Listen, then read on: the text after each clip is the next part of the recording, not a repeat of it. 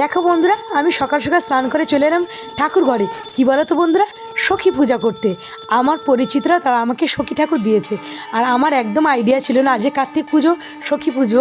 আর হঠাৎ করে দিয়েছে, হঠাৎভাবে প্রিপারেশন নিয়ে পুজোটা দিয়েছি। আর তারা অন্য সময় থাকতে পারবে না, সেই জন্য সকালবেলা পুজোটা দিয়ে দিলাম। আর একদম উপস্থিত মাথায় যেমনভাবেই ছিল আমি তেমনভাবে সখী পুজোটা দিয়েছি। সেরকমভাবে ডালা দিয়ে পুজোটা দিলাম।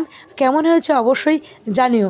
আমার তো অভিজ্ঞতা নেই, তেমন তোমরা কীভাবে পুজো দাও সেটাও কিন্তু কমেন্টে জানিও। আমি এরকমভাবেই সব ঠাকুরকে দিয়েছি, মালা পরিয়ে প্রসাদ, আর সখী ঠাকুরকেও দিয়ে দিয়েছি। প্রসাদ তুলে নিয়ে এসেছি।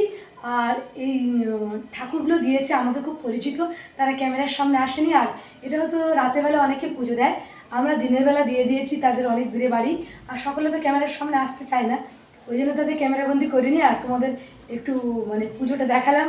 আর আমি এই প্রথম বছর সখী পূজা করলাম, আমরা একটু ব্যস্ত আছি। আর দিনের বেলা ওই জন্য পুরোটা করে নিলাম, ছোটোখাটোর উপর দিয়ে পুজোটা করে নিলাম। কেমন হয়েছে অবশ্যই জানিও।